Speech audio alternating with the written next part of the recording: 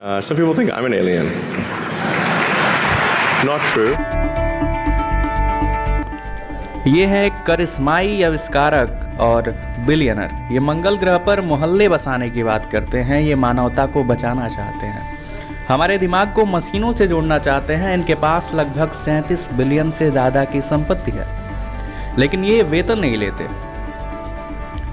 इन्होंने और इनकी जीवन साथी ने अपने बेटे को एक बहुत अजीब नाम दिया है। ये हैं Elon Musk. Eventually, history suggests there will be some doomsday event. The alternative is to become a spacefaring civilization and a multi-planet species, which I hope you would agree that is the right way to go. Elon Musk का जन्म 1971 में Pretoria के south Africa में हुआ था। इनके पिता engineer थे जिनके पास पन्ने की खदान थी। इनकी माँ एक मॉडल थी जो मूल रूप से कनाडा की रहने वाली थी। बड़े होना इन्हें स्कूल में धमकाया गया और उन्होंने बताया कि मार डालने की हद तक इन्हें पीटा गया था, जिन्होंने इन्हें जूडो, कराटे और रेसलिंग की कक्षाएं लेने के लिए प्रेरित किया। I was wondering kind of what's the meaning of life? Like, why are we here? What's it all about? And I came to the conclusion that what really matters is trying to understand the right questions to ask. जब ये सिर्फ 10 साल के थे, इनके माता पिता का तलाक हो गया और ये अपने भाई बहन के साथ पिता के पास रहने लगे थे। इनकी माँ साउथ अफ्रीका छोड़कर टोरंटो चली गई। 12 साल की उम्र में इन्होंने वीडियो गेम ब्लास्टर बनाया, जिन्हें इन्होंने $500 में बेचा। 17 साल की उम्र में सैन्य सेवा से बचने के लिए ये कनाडा चले गए और उसके बाद और एक दिन में सिर्फ $1 के हिसाब से जीवन जीने में सफल रहे। 1992 में इन्होंने यूनिवर्सिटी ऑफ पेंसिल्वेनिया में दाखिला लिया और 3 साल बाद ग्रेजुएट होकर निकले, वो भी 2 डिग्रियों के साथ, फिजिक्स और economics. The most important mistake I see smart people making is assuming that they're smart. They're not. 1995 में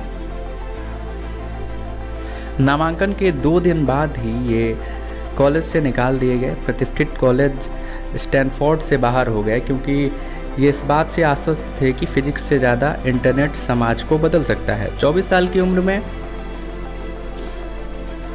इन्होंने अपने पिता के निवेश की 28,000 की रकम से अपने भाई के साथ इन्होंने जिप 2 बनाई, जो मीडिया को प्रिंट से ऑनलाइन में बदलने का औजार थी। Projects that are inspiring and that make people excited about the future. Life's got to be about more than just solving problems. You want to get up in the morning and say, yes, I'm looking forward to that thing happening. 4 साल बाद दोनों भाइयों ने अपनी company को $307 million में बेच दिया। 1999 में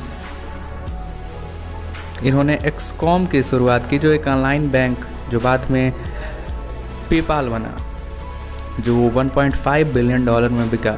मस्क को इस बिक्री से लगभग $180 मिलियन की कमाई हुई। 2002 में ये पहली बार पिता बने, लेकिन जस्टिन विल्सन की शादी से पैदा हुए बच्चे की सिर्फ 10 सप्ताह में ही मृत्यु हो गई। 31 साल की उम्र में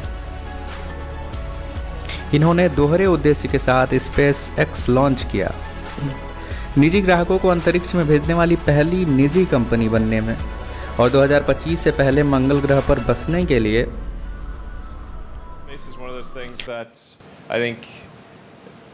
almost everyone is inspired by, and if you asked people what was the most inspiring event in history, it was probably landing on the moon.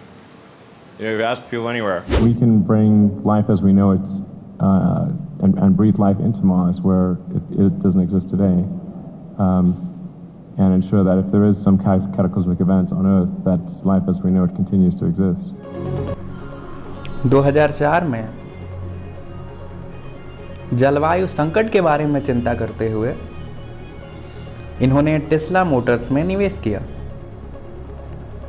एक कंपनी जो इलेक्ट्रिक कार बनाती है। There's a certain probability that is irreducible that something may happen to Earth. despite our best intentions, despite everything we try to do, there's a probability at a certain point that some either external force or some internal unforced error causes civilization to be destroyed.